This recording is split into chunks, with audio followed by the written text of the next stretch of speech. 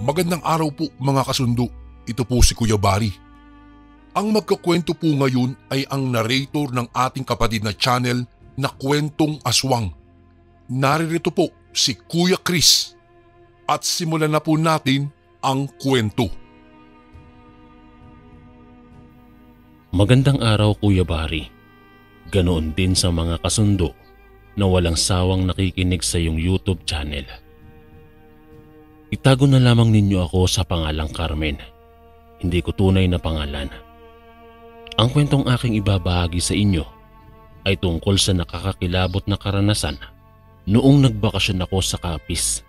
Mahigit 20 taon na ang nakakaraan. Noong bata pa lamang ako, namulat ako sa realidad na hindi lahat ng mga magpamilya ay buo. Hindi lahat ay masayang nagsasama-sama sa iisang bubong. Mayroong mga pamilya na hindi kumpleto at nagkawatak-watak at hindi nagsasama sa iisang bubong. Kagaya ko, isa ako sa mga anak na lumaki sa piling ng aking mga lolo at lola. Ayon sa kanila, hiwalay na raw sina inay at itay. Nasa sinapupunan pa lamang daw ako ay nagkahiwalay na sila dahil sa matinding away na pinagkaugatan ng samaan ng kanilang loob hanggang sa napagpasyahan nilang wag nang magsama bilang mag-asawa. 5 buwan nang nakalipas. Pagkatapos akong isinilang ni inay ay tumungo siya sa Kuwait upang magtrabaho doon. Iniwan niya ako kay lola kahit 5 buwan pa lamang ako. Pumayag naman daw si Lola Edita sapagkat napakahirap ng buhay namin noon at kailangan nila ng pera. Nagpapadala naman si inay sa amin at iyon ang ginagamit ni Lola Edita sa pagbili ng aking mga pangangailangan. Maayos akong pinalaki ni na lolo at lola.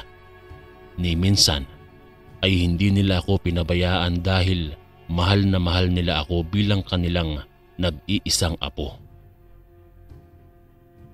Nang tumuntong ako sa edad na 5 taon, doon ako nagsimulang nagtaka. Napaisip ako kung bakit ang ibang mga bata ay mayroong mga nanay at tatay sa tabi nila, samantalang ako ay wala. Hindi ko maiwasang makaramdam ng lungkot at inggit sa tuwing nakakakita ako ng mga batang masayang namumuhay kasama ang kanilang mga magulang. Minsan, naiiyak pa nga ako sa loob ng kwarto. Pero mabuti na lamang at nandyan si Lola Edita. Ipinaliwanag niya sa akin kung bakit wala ang mga magulang ko sa aking tabi. Sobrang nalungkot ako nang malaman kong magkahiwalay na sina tatay at si inay. Gayunpaman, tinanggap ko pa rin ang katotohanang kailanman ay hindi na kami magiging buo bilang isang magpamilya. Ayon pa kay Lola Edita, may bagong pamilya na raw si Itay. Isang araw, habang naglalaba ako, nagulat ako dahil sa malakas na pagsusumigaw ni Lola Edita. "Carmen! Carmen! Halika nga rito at may sasabihin ako sa'yo." Kaagad naman akong tumigil sa paglalaba at lumapit kay Lola. "Bakit po, Lola? Ano ba yung sasabihin mo sa akin?" Tanong ko sa kanya. May mga bula pa ang aking kamay noong mga sandaling yon. "Ano kasi, Carmen? Tumawag ang iyong inay. Nakiusap daw sa kanya ang iyong itay na kung pwede ay magbakasyon ka doon sa kanila. Gusto ka raw niyang makita. Pumayag na ang iyong inay na magbakasyon ka roon." Nagulat ako sa sinabi ni Lola Edita. Hindi ko inaasahang magpaparamdam sa amin si Itay, gayong ilang taon na silang hiwalay ni inay. "Nasaan po ba si Itay, Lola?" Tanong ko kay Lola Edita. Inaamin kong na-e-excite ako na makita si Itay noong mga sandaling yon. Hindi ko pa kasi nasilayan ang kanyang muka mula nang ako'y isilang. Wala akong ideya kung ano ang kanyang wangis. Kaya naman ay hindi na ako makapaghintay na makita siya sa unang pagkakataon. Nasa Capiz daw ang iyong itay, kasama ang kanyang bagong pamilya. O ano, papayag ka bang pumunta roon sa kanila? Oo naman Lola Edita. Excited na kasi akong makita si itay. Nagagalak kong sambit. Sobrang saya ko talaga noong mga sandaling yon. 15 taong gulang na ako, kaya naman ay pumayag din sina Inay at Lola Edita na magbakasyon ako sa Capiz. Ayaw din kasi nilang ipagdamot ako sa aking ama. Lumipas ang 3 araw, hinatid na ako ni Lola Edita patungong pier. Carmen, mag-iingat ka roon ha. Mamimiss kita apo. Wika ng lola ko at saka niyakap niya ako. Siyempre niyakap ko rin siya pabalik. Mamimiss din kita Lola Edita. Sambit ko at saka ngumiti. Pagkalipas ng ilang minuto ay sumakay na ako sa barko. Kumaway pa ako kay Lola bago tuluyang pumasok sa loob. Nagbiyahe ako mula Leyte patungong Capiz. Nang makarating ako ay sinundo ako ni Itay.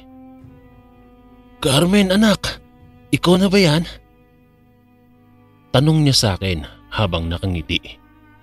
Mababakas sa kanyang mga mata ang labis na pananabik. Kaagad naman akong tumango bilang tugon. Sa unang pagkakataon ay mahigpit akong niyakap ni Itay. Ayon pa sa kanya, matagal na raw siyang nasasabik na makita ako. Sakto lang ang pangangatawan ni Itay. Matangos ang kanyang ilong at kayumanggi ang balat. Walang mapagsidlan ng tuwang aking nararamdaman dahil nasilayan ko na ang aking ama. Tinawagan niya rin si Inay upang ipaalam na sinundo na niya ako. Habang nag-uusap silang dalawa sa cellphone, ay nakikinig lamang ako. Napansin kong limitado lamang ang kanilang mga salita. Yung tipong isang tanong, isang sagot lang. Medyo nalungkot ako para sa kanila, ngunit hindi ko iyon ipinahalata. Napaisip din ako kung may natitira pa bang pagmamahal sa kanilang mga puso o wala na talaga. Tara na anak, punta na tayo sa bahay. Wika ni Itay sa akin pagkatapos nilang mag-usap ni Inay. Hinawakan na niya ako sa aking kamay at sabay kaming naglakad patungo sa terminal ng bus.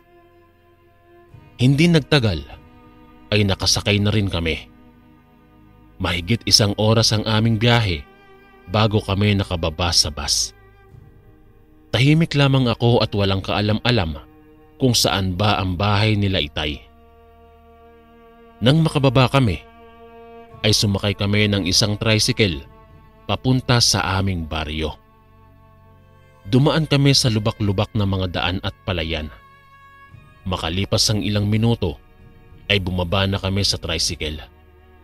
Napansin ko na parang papunta na sa bukid ang lugar na yon. Inilibot ko ang aking paningin. Mga nagtataasang punong kahoy ang aking nasilayan. Malayo pa ba ang bahay niyo Itay? Tanong ko sa kanya. Nagugutom na kasi ako, kaya nagmamadali na akong makarating sa kanila. Medyo malayo pa anak. Kailangan pa nating dumaan doon para makarating tayo sa bundok. Sagot ni Itay habang tinuturo niya ang daan na pawang mga berde ang nasa gilid. Hindi ko akalaing sa bundok pala nakatira si Itay. Sinimulan na naming ang paglalakbay at tiniis ko ang gutom. Sa gitna ng aming paglalakad ay hindi ko napigilan ang aking sarili na itanong sa kanya ang nag-iisang tanong na matagal ko nang gustong bigyan ng kasagutan. Itay, mahal mo pa ba si Inay? Napatigil si Itay sa paglalakad nang maulinigan niya ang aking tanong. Mababakas sa ekspresyon ng kanyang mukha na nabigla siya sa aking tanong. Huwag mo nang alamin ang sagot anak. Halika na, ipagpatuloy na natin ang paglalakbay at nang mabilis tayong makarating bago babagsak ang ulan. Nalungkot si Itay sa aking tinuran. Hindi ko akalaing ipagdadamot niya sa akin ang sagot. Napatanong tuloy ako sa aking sarili kung bakit hindi niya masagot-sagot ang simpleng tanong ko. Gayunpaman, nirespeto ko pa rin si Itay. Hindi ko siya pinilit na sagutin ang aking tanong at bagkus ay nagpatuloy na kami sa paglalakad. Dumidilim na rin kasi ang paligid at parang babagsak na ang ulan, kaya naman ay binilisan na namin ang bawat hakbang na aming pinapakawalan. Yun ang unang pagkakataon na nakapaglakbay ako sa isang daang walang kabahay-bahay. Tanging mga punong kahoy at mga ibon lamang ang nakikita ko sa gitna ng aming paglalakad. Lumipas ang mahigit 1 oras naming paglalakad ay nakarating din kami sa kanilang bahay. 2 bahay lamang ang naroroon. Ang isa ay bahay nila Itay, samantalang ang isa naman ay bahay ng kanyang mga magulang. Pinatuloy ako ni Itay sa loob ng kanyang bahay at ipinaghain ng pagkain. Siya na ba ang aking apo? Tanong ng isang matandang babae kay Itay. Opo, Inay. Siya na po si Carmen. Sagot ni Itay. Doon ko nalaman na lola ko pala ang matandang babaeng yon. Sa tingin ko ay 60 years old na siya. Maputi na ang kanyang buhok pero malakas pa rin namang kumilos. Kinausap niya ako at naging mabait naman ako sa kanya. Nandoon din ang aking lolo, pati na rin ang asawa ni Itay at ang kanilang isang anak na lalaki. 8 taon na ang anak ni Itay sa kanyang pangalawang asawa. Habang kumakain kami ni Itay, ay parang nahihiya ako dahil pinagtitinginan nila ako. Siyempre, first time kong makapunta sa kanila. Kaya naman ay medyo nahihiya pa ako. Mabuti na lamang at mga mababait ang lolo at lola ko. Binibiro pa nila ako kung may nobyo na raw pa ako at napangiti naman ako. Hindi nagtagal ay naging kampante na akong kausap sila. Tuwing umaga ay sinasama ako ni Lola Luisa sa ilog. Nag-iigib kami at minsan ay naglalaba. Walang ipinagkaiba sina Lola Edita at Lola Luisa. Pareho silang mga mababait at mahal na mahal nila ako. Namimiss ko ng kausap si Lola Edita. Pero wala akong magagawa dahil wala naman akong cellphone. Wala ring kuryente kina Itay at sa tuwing magcha-charge sila ay kailangan pa nilang tumungo sa bayan. Tinitipid lamang nila ang kanilang baterya para matagal malobat ang cellphone. Ganon kahirap ang buhay nila Itay sa bundok ng Kapis. Ayon kay Itay, nakihingi lang daw siya sa kaibigan ni Inay ng cellphone number ni Inay, kaya sila nakapag-usap. Ayon pa sa kanya, matagal niya nang gusto na makita ako, kaya naganap siya ng paraan upang makontak si Inay. Hoy! Bumangon ka na riyan! Umaga na!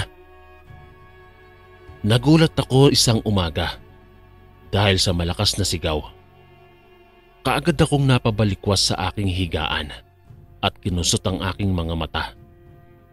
Umaga pa lang pero ang ingay-ingay na dahil dada ng dada ang bagong asawa ni Itay. Itago na lang natin siya sa pangalang Jolina. Ang buong akala ko ay mabait siya. Pero habang tumatagal, ay napapansin kong naiinis siya sa akin. Hindi raw ako nagtatrabaho kahit tumutulong naman ako sa mga gawaing bahay. Inaamin kong naiinis ako sa kanya dahil sa maling trato niya sa akin. Hugasan mo mga plato at laban mo mga damit namin.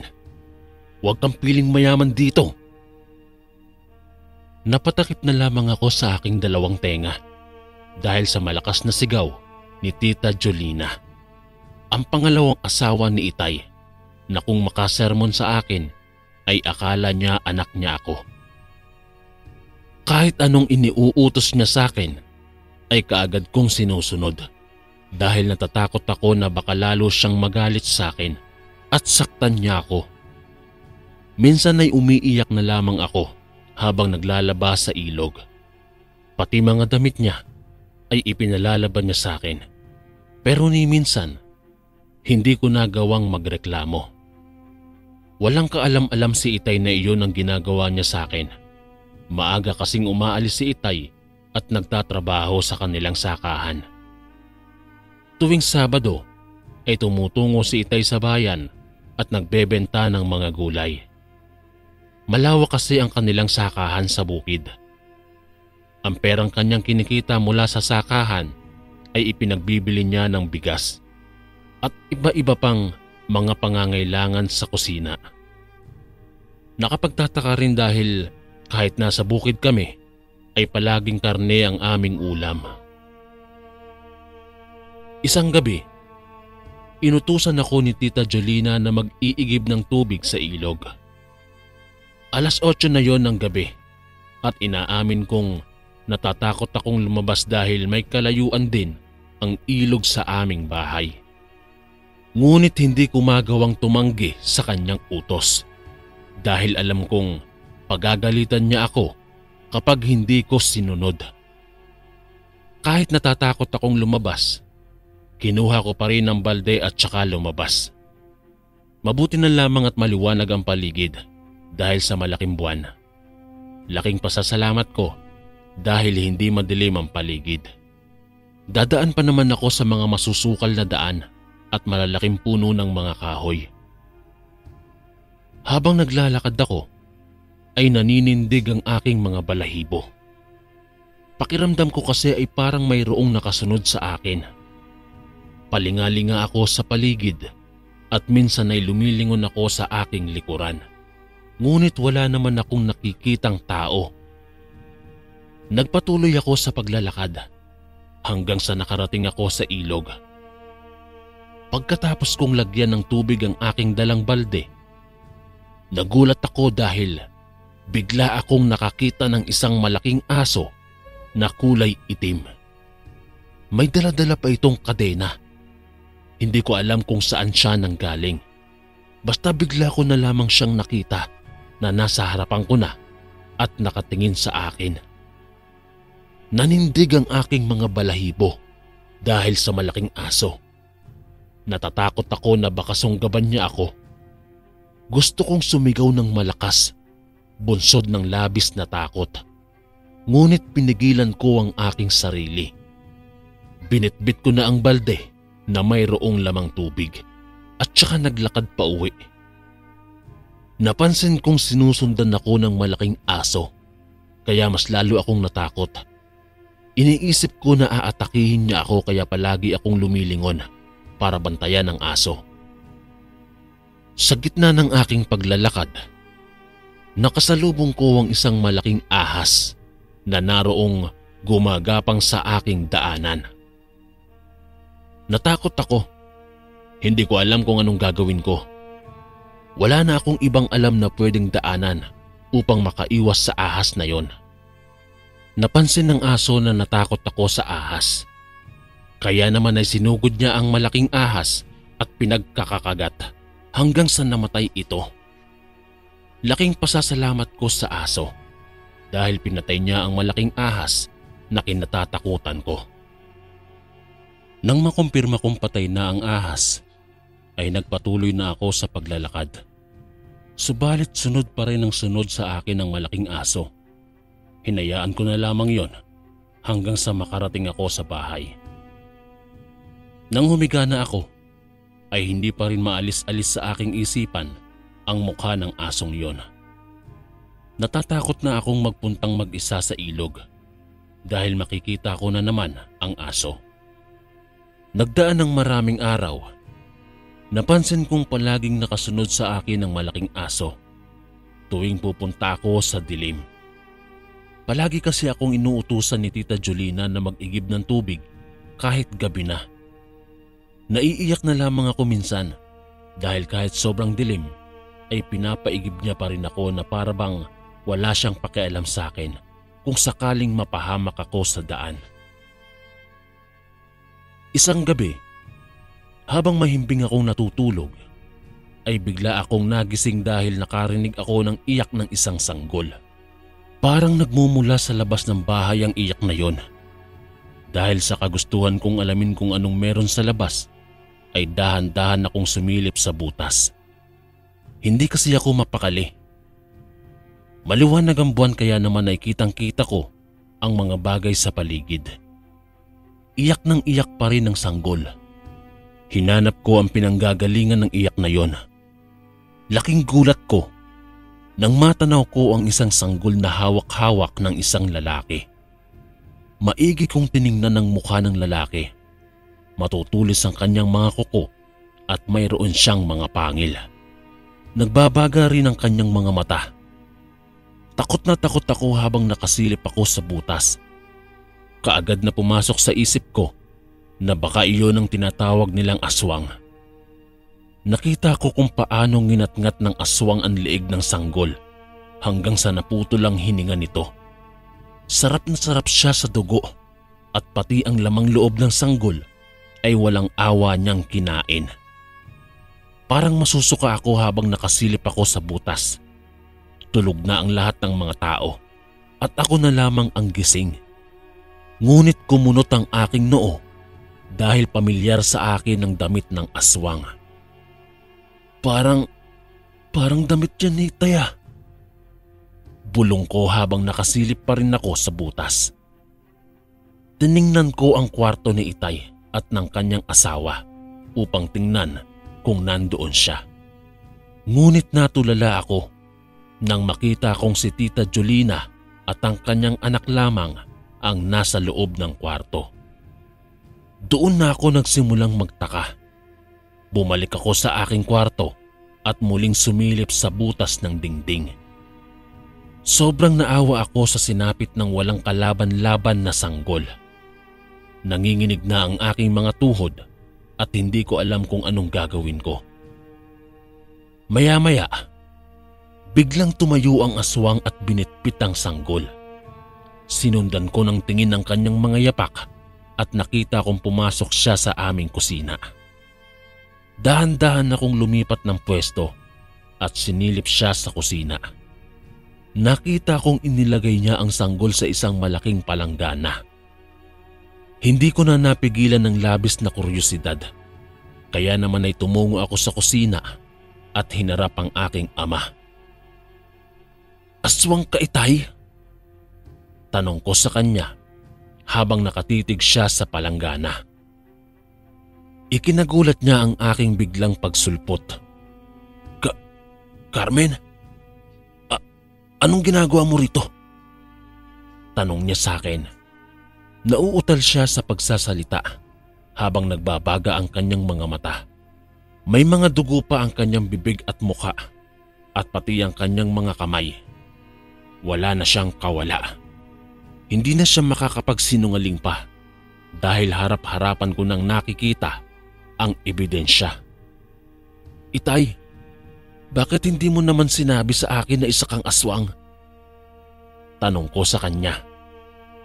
Ngunit sa halip na sagutin niya ako, ay tinitigan niya lamang ako. Masakit ang mga tinging ibinabato niya sa akin.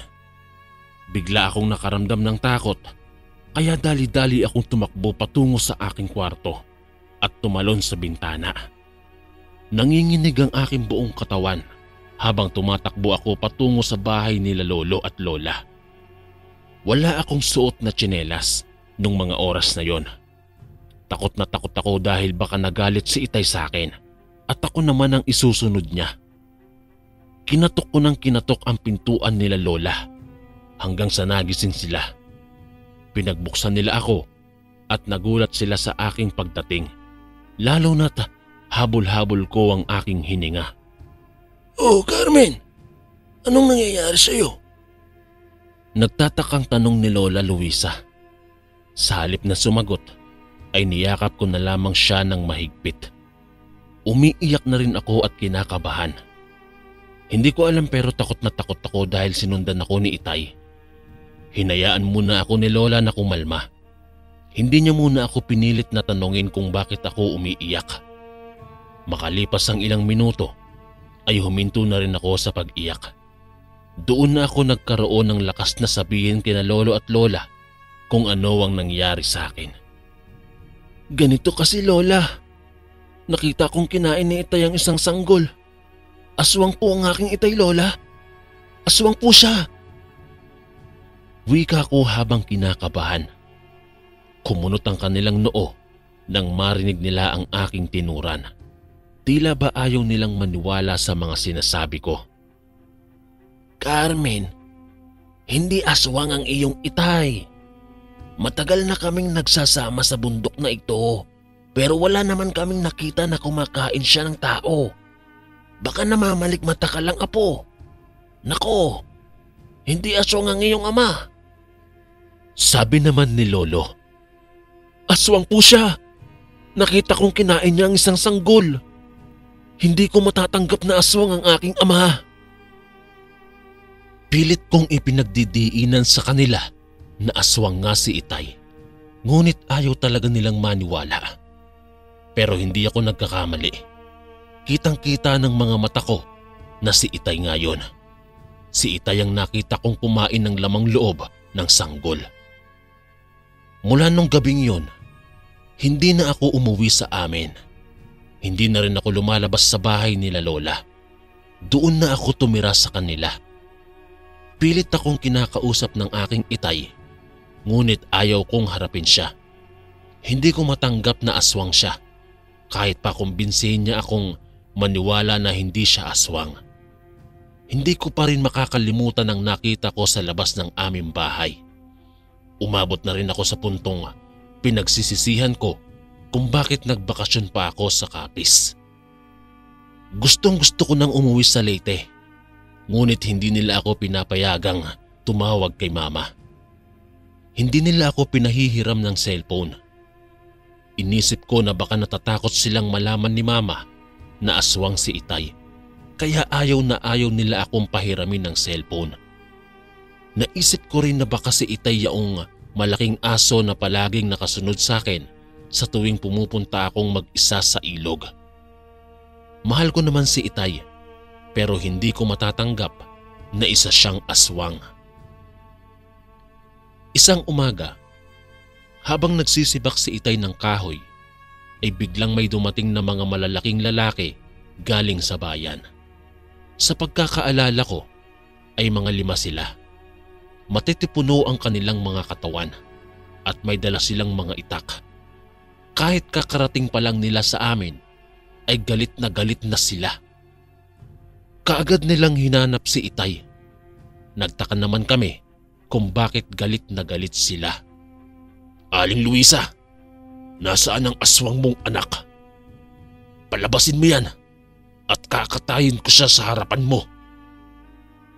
Galit na sigaw ng isang lalaki kay lola.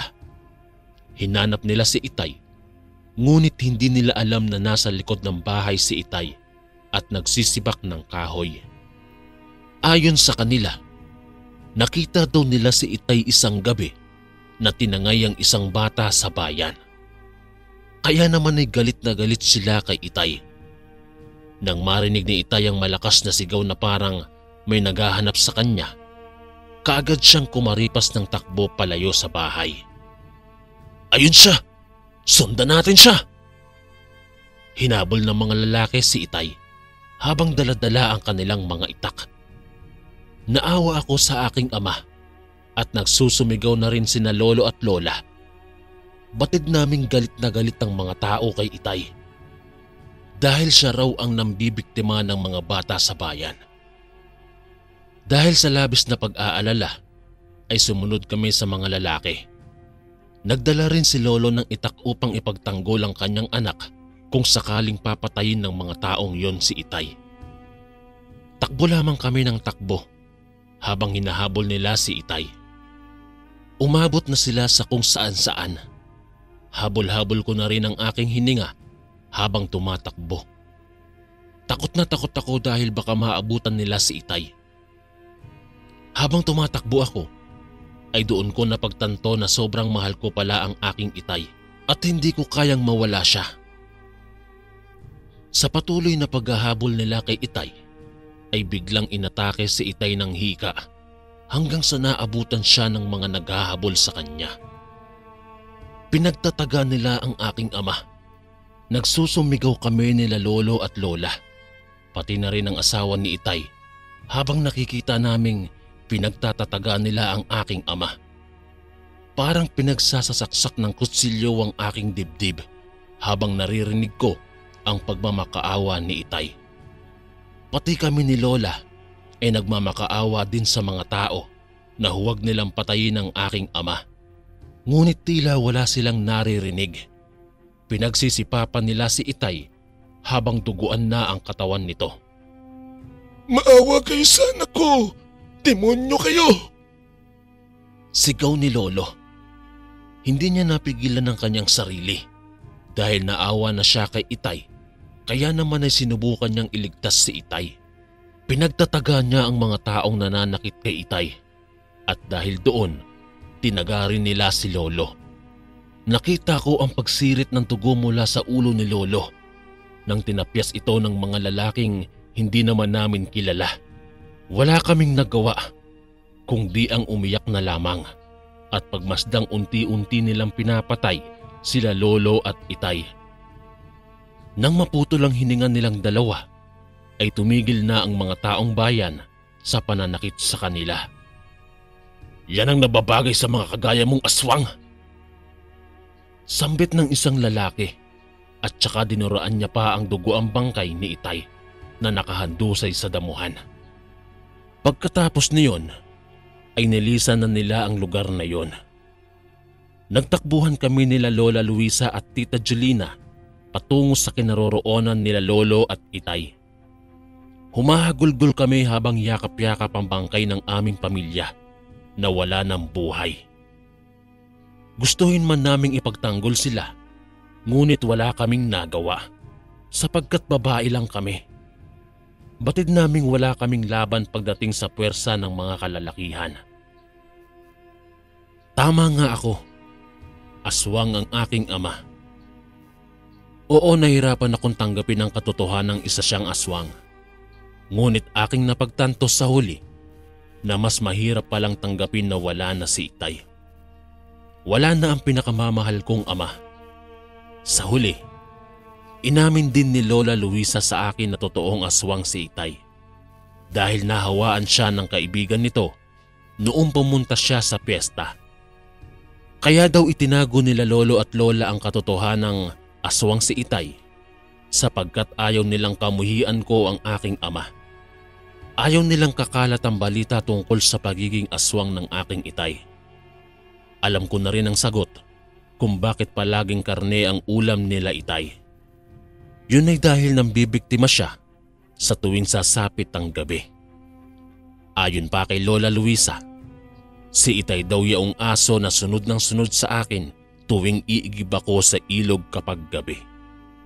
Kaya niya daw ako sinusundan dahil binabantayan niya ako. Sobrang mahal nga pala ako ng aking ama. Pagkatapos naming ilibing sila Lolo at Itay, pinauwi ako ni Lola Luisa sa Leyte dahil iyon ang gusto ko. Patuloy na namuhay si Lola Luisa sa kanilang bukid kasama si Tita Julina at ang anak nito. Ngunit ngayon, wala na akong balita tungkol sa kanila. Hanggang dito na lamang ang aking kwento, Kuya Bari. Maraming salamat. And again, maraming salamat po mga kasundo. Don't forget to subscribe and i-click nyo lang po yung bell na button para updated po kayo sa mga upcoming videos namin na paparating. Maraming salamat po ulit. God bless and ingat po lagi dyan. Ito po si Kuya Bari at ako ang sundo.